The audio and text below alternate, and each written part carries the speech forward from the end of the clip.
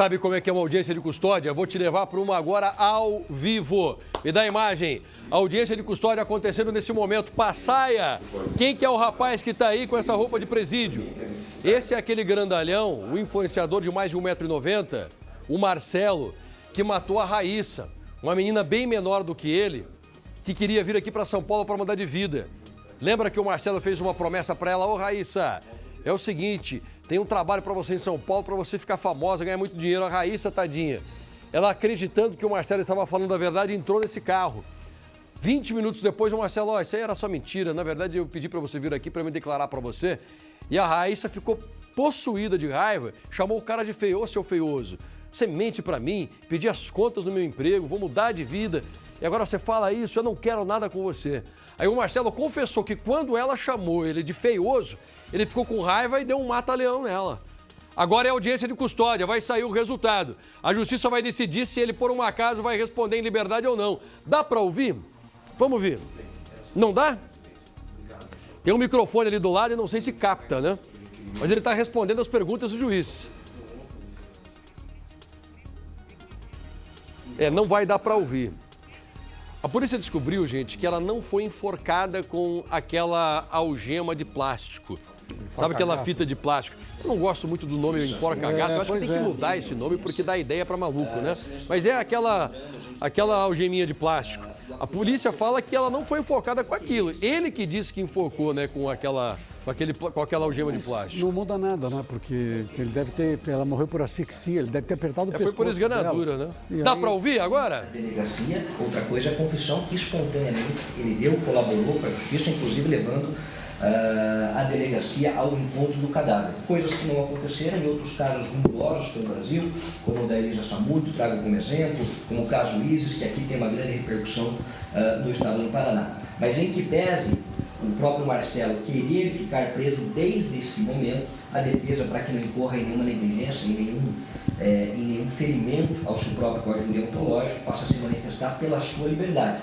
E a liberdade do Marcelo não colocaria em risco a ordem pública, como trouxe o promotor de justiça, porque essa periculosidade não se evidencia por meio do seu histórico, por meio da sua biografia. O Marcelo é primário, ele tem bons antecedentes, tem residência fixa, em nenhum momento fugiu, não fugiu para o exterior, não fugiu para outro estado, não fugiu para a Bahia, local onde ele cresceu, o local onde ele também estabeleceu uma vida em comum no seio da sociedade. Então não há, aos olhos da defesa, essa periculosidade, não há indicativos também, excelência, de que ele possa se evadir do adstrito da culpa e tampouco aí atrapalhar a conveniência da instrução criminal, que em breve, evidentemente, vai se constituir no seio do processo. O Marcelo não chegou em nenhum momento a pagar nenhuma prova, se arrependeu da ocultação de cadáver.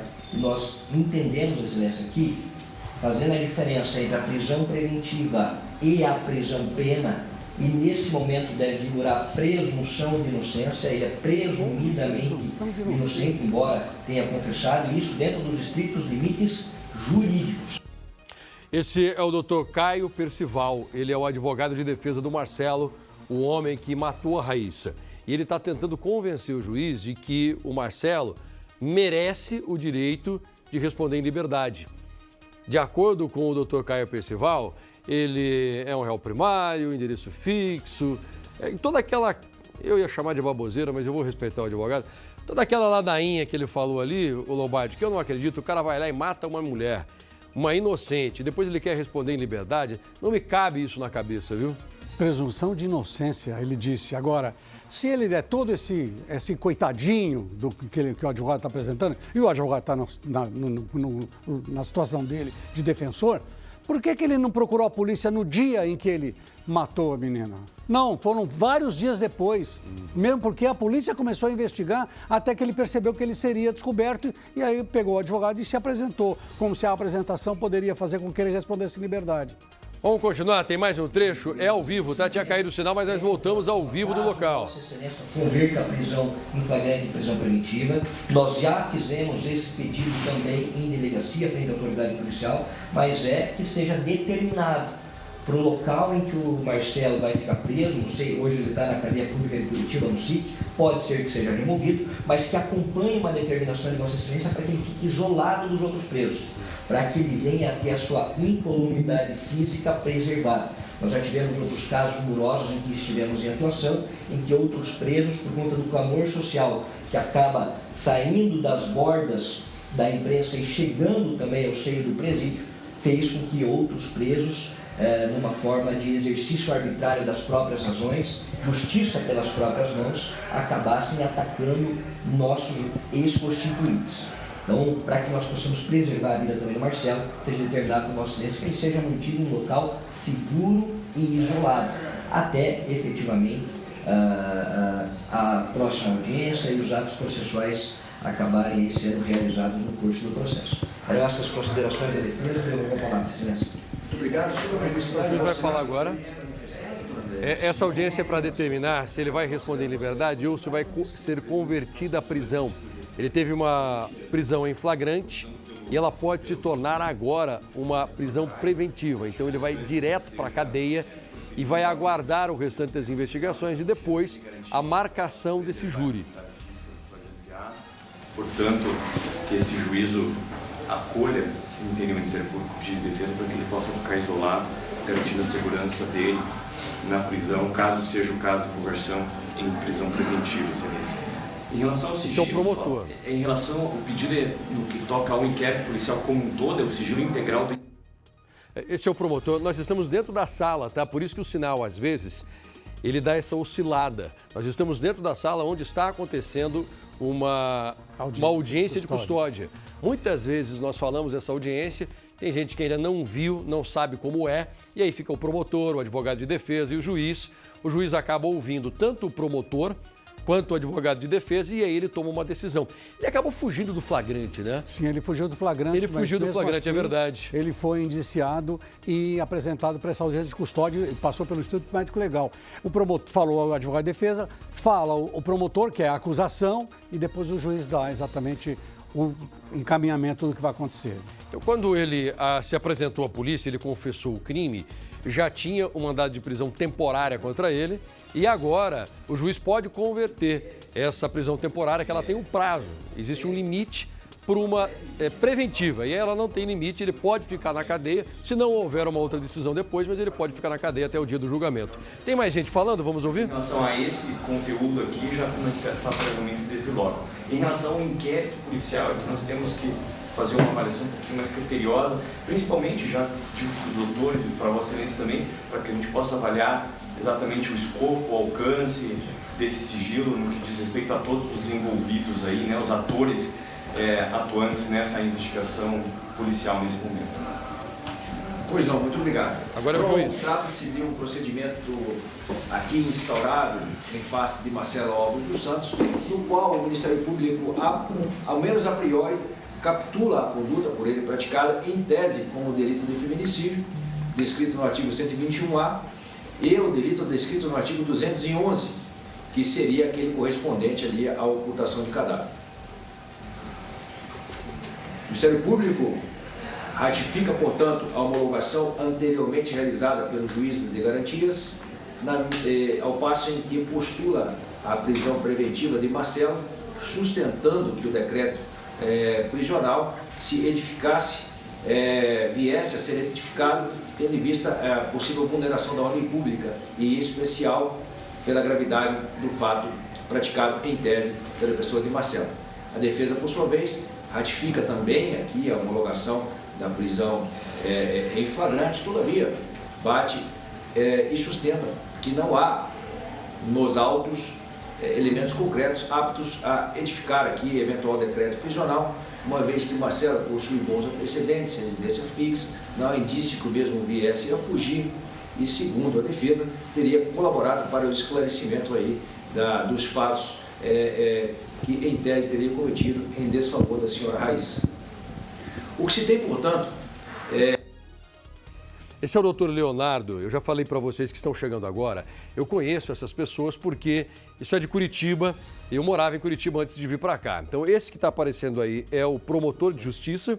Nós já ouvimos o doutor Caio Percival, que é o advogado de defesa. O doutor ouviu ambos e ele agora estava repetindo exatamente o que cada um falou. O doutor Leonardo, que é o juiz que está agora acompanhando todas as explicações, ele resumiu o que falou o advogado de defesa e depois falou o promotor para ele dar a decisão dele. Eu acho que esse rapaz vai continuar preso. Sim, gente, me desculpa, mas eu tenho lado, eu confesso para vocês, nós damos uma notícia sempre imparcial porque nós ouvimos ambos os lados. Sim. Isso é ser imparcial. Nós damos também ao assassino o direito de falar o que ele pensa, o que ele diz, o que ele fez. Mas eu posso, como ser humano, ter lado. E eu confesso para vocês que eu estou na torcida para que esse homem fique preso, porque ele matou uma mulher inocente. Se ele tirou a vida de uma mulher inocente, se ele é um feminicida, eu estou na torcida para que ele fique preso. Voltou ao vivo? Vamos ouvir o que o doutor Leonardo fala. 97-82.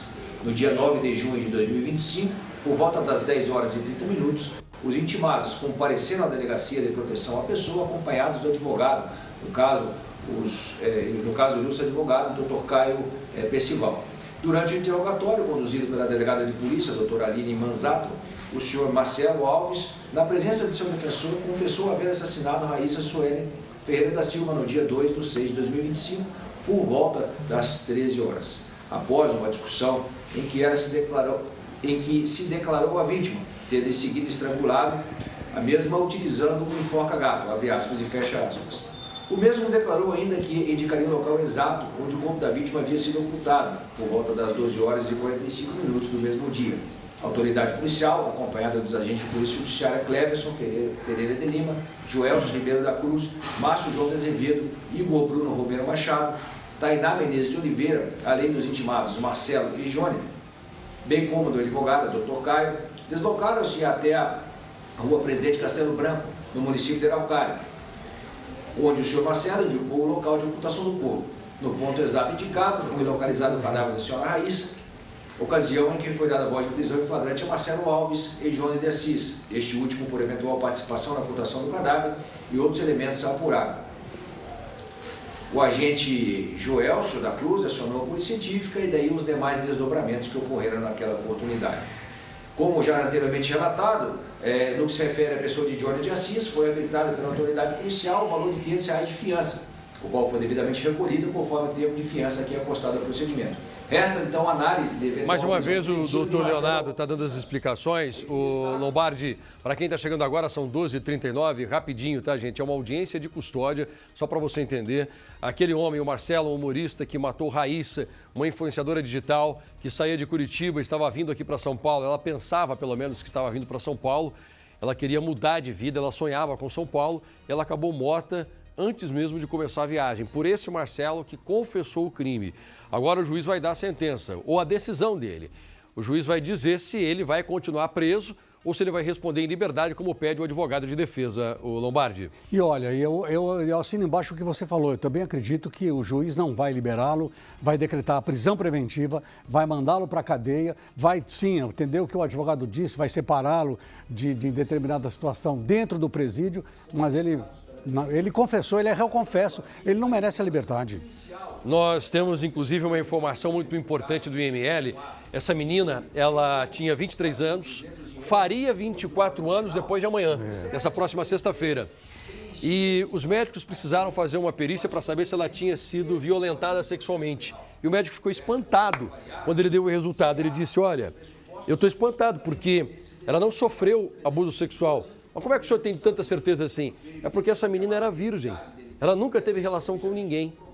Então ela não chegou a se relacionar com ele porque quando ele quis ter algo com ela, isso deve ter sido assim tão explosivo para ela. Poxa, você está lutando contra os meus princípios. Eu recebi uma certa educação da minha mãe. Você está querendo agora que eu me relacione com você. Um cara que inclusive tem namorada. Eu não vou fazer isso. Me preservei tanto para agora me deitar com um cara, com um aproveitador, um mentiroso, um feio igual você. Aí ele de raiva pegou e matou a menina. E ele tinha o dobro de idade. E um detalhe interessante, são da mesma cidade da Bahia, de Paulo Afonso, e ele conhecia ela desde pequena, desde 6 anos. Então, ela confiava nele e tratava como se ele fosse um pai dela. E ele sempre com olhos diferentes para ela, né? Eu acho que o juiz está quase dando a decisão dele. Vamos ouvir mais um pouco? Fazem presentes até mesmo pela confissão aqui da pessoa de Marcelo. Resta avaliar se estão presentes os demais fundamentos, dentre eles a garantia à ordem pública, eventual vulneração da instrução criminal ou que o mesmo venha a se furtar a aplicação da lei penal. O Ministério Público requer a prisão preventiva, tendo como base a vulneração da ordem pública e, em especial, sustentando que Marcelo, pela gravidade dos fatos que lhe foram imputados, neste momento, deveria aguardar aqui a instrução do procedimento resguardado, ou seja, preso, acautelado, ao passo em que a defesa sustenta não estarem presentes, como já anteriormente mencionei, os fundamentos da prisão preventiva e, em especial, destacando que o mesmo possui residência fixa, que o mesmo não há indícios que venha a fugir e teria colaborado para a elucidação dos fatos. Lágrima de crocodilo, né? Que por mais que Marcelo... O cara está chorando agora porque o juiz está falando um pouco do que pode acontecer. O juiz ainda não deu a decisão dele, mas quando o juiz começa a repetir o que falou o Ministério Público, é como se o juiz estivesse concordando com tudo aquilo que o promotor acabou de proferir. Eu imagino que ele vai sair daí preso. Ele já está com o uniforme, inclusive, de preso lá de Curitiba. Os presos ficam com esse tipo de uniforme. Muda conforme a região do país, mas lá em Curitiba é exatamente esse uniforme. Ele vai direto para a penitenciária. E ele está chorando, esse choro dele aí, para mim, não me convence nada, né? É um choro tentando convencer o juiz, mas eu acho que o juiz já está com sua sentença pronta e eu quero ouvir na hora em que o juiz disser, olha, vai continuar preso à disposição da justiça para ser processado. Vamos ouvir o juiz, ao vivo? De certa forma, mas tinha com ela um convívio um pouco mais íntimo, após se declarar para a mesma, em razão de uma eventual frustração, teria, valendo-se, abre aspas, do esgaragato e praticado o ato. Isso quem traz é ele, está no boletim de ocorrência. Com base nisso, Marcelo, na parceria de Johnny, encaminham a senhora Raíssa em um saco azul para a comarca de Araucária, para a cidade de Araucária, momento em que ela o seu corpo é ocultado dentro de uma mata de difícil localização. Sabe-se que, não obstante Marcelo tenha trazido a elucidação do local dos fatos, isso muito bem traz a defesa que, se não houvesse a colaboração de Marcelo, talvez o corpo demoraria a ser descoberto. O que se tem é que Marcelo, ao meu ver, teria o feito após provocação da autoridade policial. A autoridade policial, após intimá-lo para esclarecer, Marcelo traz a baila ao local em que a mesma se encontraria. Ou seja, ao meu sentir, não foi de modo espontâneo ali, mas sim a partir do momento em que o mesmo teria sido provocado para tanto, intimado a comparecer junto com o John na delegacia de polícia. Portanto, com muito respeito, eu tenho de um lado eventual liberdade a ser considerada, de outro, uma vida que foi tirada. Uma vida que foi tirada, uma vida de um corpo que foi ocultado, né, que merece aqui, nesse momento, nesse momento, durante todo o trâmite, enfim, sempre o resguardo judicial, a proteção judicial, da mesma maneira que garantido ao acusado nessa oportunidade todos os seus direitos e garantias fundamentais. Então, eu estou separando aqui claramente a periculosidade do acusado da periculosidade do fato concretamente apresentado.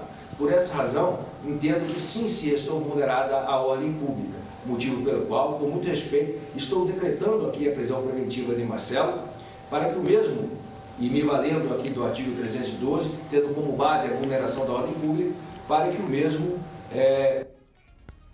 Olha, que bom! Graças a Deus. Eu não esperava coisa diferente do doutor Leonardo, eu o conheço pessoalmente. É um juiz extremamente sério e ele fez uma observação muito importante. Eu estou considerando, de um lado, um pedido de liberdade, mas do outro, eu preciso considerar que uma vida foi tirada. Então, como é que esse juiz vai dar liberdade a quem condenou à prisão, a prisão eterna? Uma pessoa que não volta mais. Ele simplesmente apagou a existência de uma mulher aqui na Terra e agora quer responder em liberdade? Como assim? O doutor foi extremamente preciso na comparação que ele fez. E nas condições de que aconteceu. Porque se houvesse uma briga e aí ele chama a polícia e diz, eu briguei, acabei matando. Não, matou, junto com o filho, enrolaram num pano e deixaram no local longe, distante, como disse o juiz. Se ele não tivesse dito isso, o corpo jamais seria encontrado, ou então demorariam para encontrar o corpo. Tem algumas audiências que são mais rápidas, essa demorou um pouquinho. Tem audiência que dura 5 minutos, né? O advogado chega lá, fala rapidinho, o promotor também, o juiz já dá a decisão. Aí, eu percebi que o juiz demorou um pouco mais, ele até repetiu tudo o que os outros disseram, mas foi extremamente importante entender por que é que o juiz vai deixar esse cara na cadeia. Ô Lombardi, para quem está chegando agora, explica pra gente o que significa uma prisão temporária e uma preventiva. Essa que ele recebeu é a preventiva. A temporária existe por 30 dias ou mais 30, 60 e depois se decide se ele continua preso ou não, mas geralmente terminou a temporária... A temporária tem tempo para acabar. Por isso, dependendo do crime, ele é liberado ou então decretado. A preventiva fica preso até o julgamento, sem nenhuma dúvida, e que eu espero que ele não saia mais da cadeia, julgue e seja condenado. Então, antes mesmo de ser julgado, Sim. Antes de ser considerado culpado, porque a culpa só vem depois que a pessoa é condenada, mas antes mesmo disso, o juiz já entende, olha, eu não te condenei ainda, mas eu sei que você matou, você confessou, a polícia tem provas e você vai responder preso até o dia do seu julgamento. Vamos ouvir, porque está ao vivo ainda. Obrigado a todos, quero agradecer pela sua presença. Obrigada. Tocar a satisfação. Excelência, mais uma vez, muito obrigado. E a cara deslavada do Marcelo, que está olhando para todo mundo. Beleza. Ele olhou para a arma do policial ali, cuidado com esse cara, hein? Ele está algemado, né? Não, ele está sem algema, agora que vai ser algemado. Ele deu uma olhadinha para a arma do policial ali, cuidado. Olha o tamanho desse cara, impressionante. Não, covarde. Essa aqui é a repórter Bruna Fremer, é lá de Curitiba. Ela está acompanhando isso também. Bom, graças a Deus, nós conseguimos mostrar para as pessoas que estão em casa o que foi que aconteceu. Eu falei da repórter Bruna Fremer que estava lá, mas quem fez a cobertura foi a Beatriz Fremer. Apesar do mesmo sobrenome, elas não são parentes. E ela estava lá pela RIC TV Record. Muito obrigado, um abraço para o nosso pessoal lá de Curitiba. E olha, e é muito bom porque as pessoas que estão em casa, a gente sempre fala, como você disse, audiência de custódia. Vocês viram o que é uma audiência de custódia, exatamente o que acabou de acontecer.